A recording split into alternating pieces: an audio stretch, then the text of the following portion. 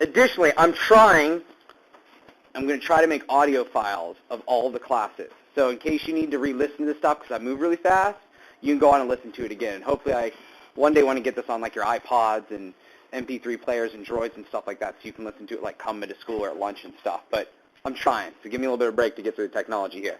All right, where should you start with any piece of literature? Step one, I hand you it, you read it, then what do?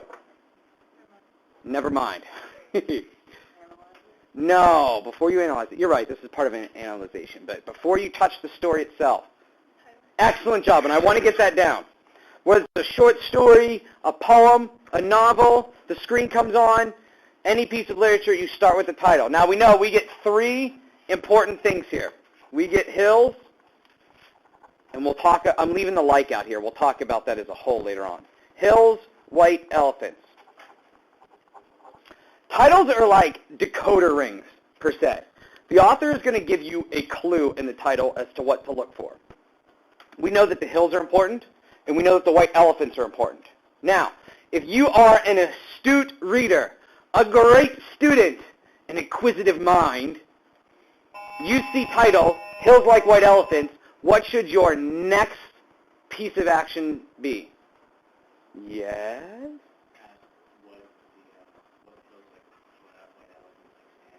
Oh, you're going in the right direction. What one action would you take next? Because what they stand for might be a really big thing that you have to wait till the end of the story for. It says, hills like white elephants. What's the one action you should take?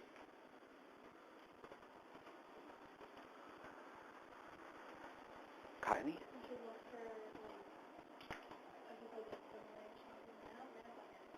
This is a good try. Just look at the title. Forget the rest of the story. You're looking at the title. Hills like white elephants. What's the one step you should take before you look at anything else? If you're close. It's something you can do more concrete. Watch this. What's your name? What? All right. What's a white elephant? I don't know. And I picked on you because you didn't get the assignment over the weekend, right? So it's hard for you to do this. The first thing you should do is Google white elephants, okay? Unless you know what they are, you've seen them, and you know what they represent, then you need to look them up. That's what I say. Keep your phone out while you're reading. Keep your laptop or sit by your computer and keep Google open.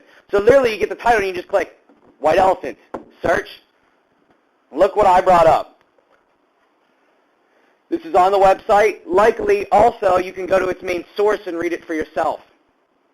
Now, other English teachers will banish me for this. Don't use this on AP test, essay test, SAT test.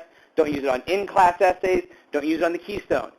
But Wikipedia is freaking awesome, isn't it? It gives you everything you need within a little search bar, and it's all right there. And I'll grant there are some stuff like, that's made up. Check the sources on it, okay? But here, Wikipedia's white elephants, you can click the link there to read it for yourself. It has a little section about what it means in English. And you're going to want to jot this down because I guarantee you, wink, wink, nudge, nudge, short essay or paper coming your way on this. The term white elephant came in English to mean a spectacular and prestigious thing, and you can get it word for word off the website, so you can just jot it down note-wise here. Spectacular and prestigious thing. So something that's really awesome that is more trouble than it is worth. So something that's awesome, that's more trouble than it's worth. That's the note version. Or something that has outlived its value or usefulness to the person.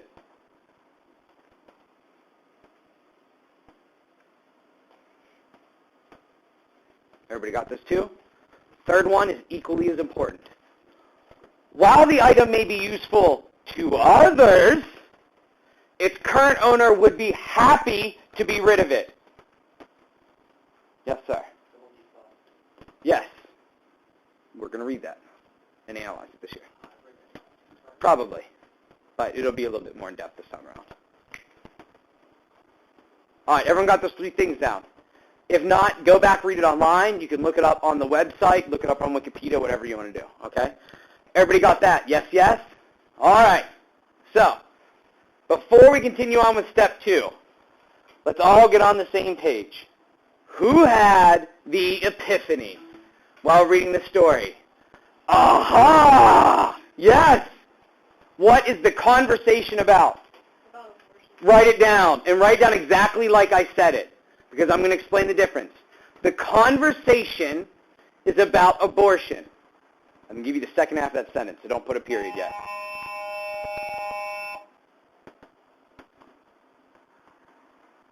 But the story is not. Once you get that down, look up to me so I can explain this to you guys so we're all on the same page. All right, here's the key differences. If the story was about abortion, Ernest Hemingway would be trying to make a social implication on whether or not abortion was good or bad for people. This story is not about whether abortion is okay or not. This story is about the people and their conflicts coming from that crisis. Does that make sense to everybody? Okay, I want to be very clear on that distinction. The conversation is about abortion, the story is not. So when you're looking to develop your thematic statements and your themes, you're not building it around Ernest Hemingway thinks that abortion is bad. Okay? Nah. All right? We're going to get more deeper, and that has to do with the people. Everybody on page with me? Awesome. Okay, now I'm ready to blow your minds. Next, what I like to start with is what I call view or window. Especially with short stories, I like to take a picture of the most memorable scene, gather as much of the story as I can into that scene, and sketch it out. Because sometimes I think when you guys visualize it as a picture or a sketch, you can pick up the symbols a little bit more. So, help me out. Start calling off some objects that need to be in our sketch from this short story. Yes, sir. Hills. Let's get the hills in the background. It's a perfect day to read this for how hot it is. Yeah. Good.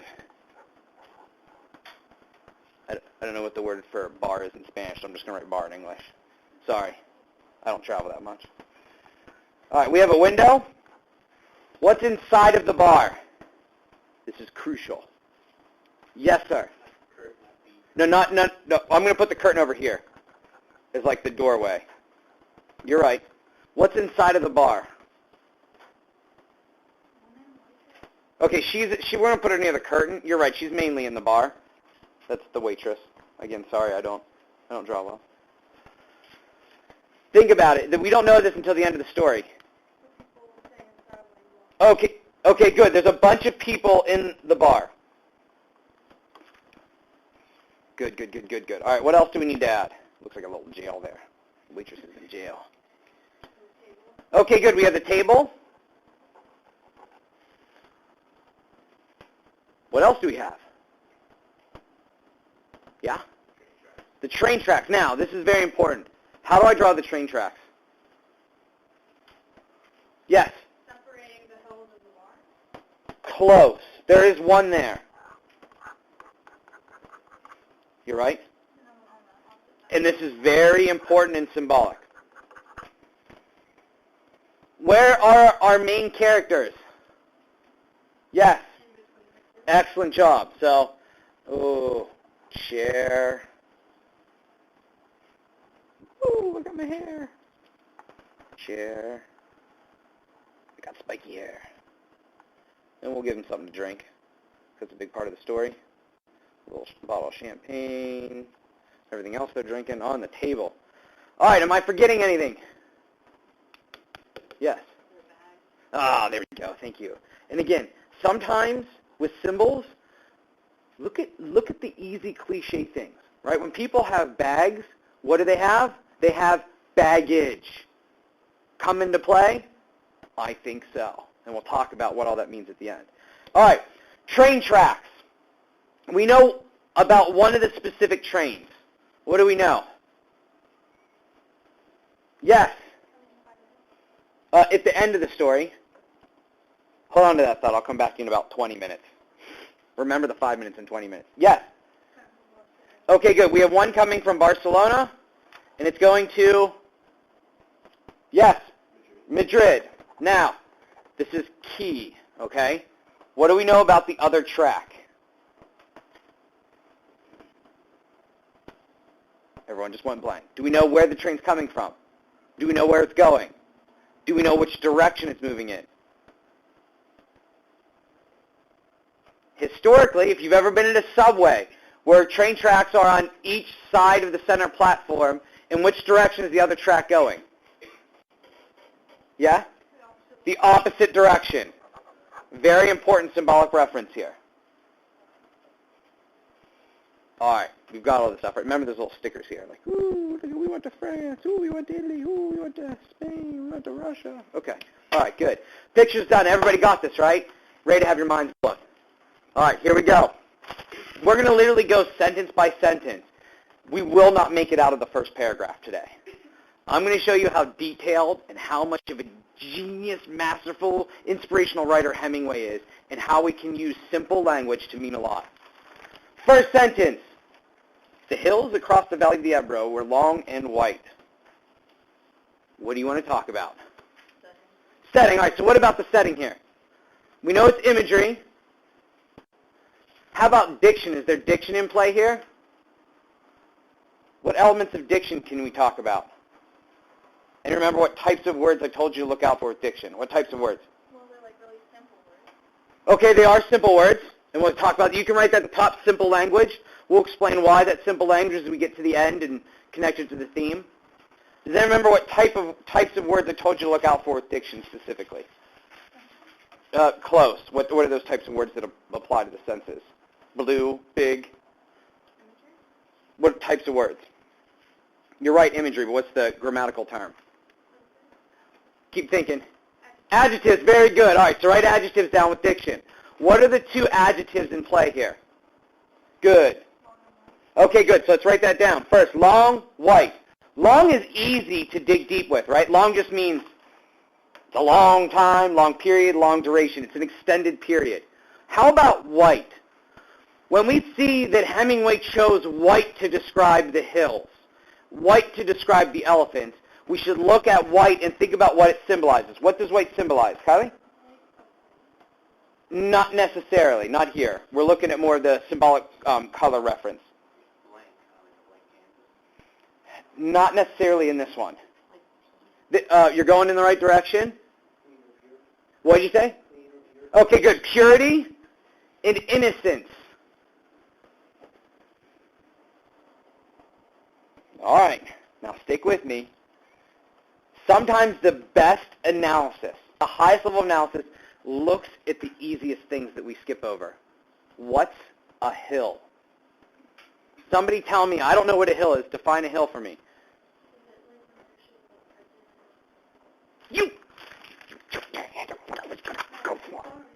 Hold on to that thought.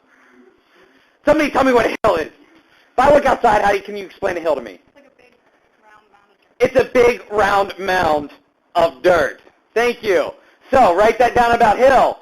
So, how does the setting connect to the content of their conversation, Kylie? It's like her stomach. It is her stomach. Very good. A raised surface that is long and white. Everyone see that now? Any questions about that? All right, good. It's only going to get better from here.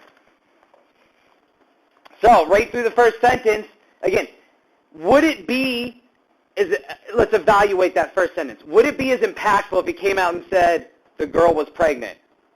No, it wouldn't be. We can't see that. We can't feel that. But through the imagery, we're given more to think about.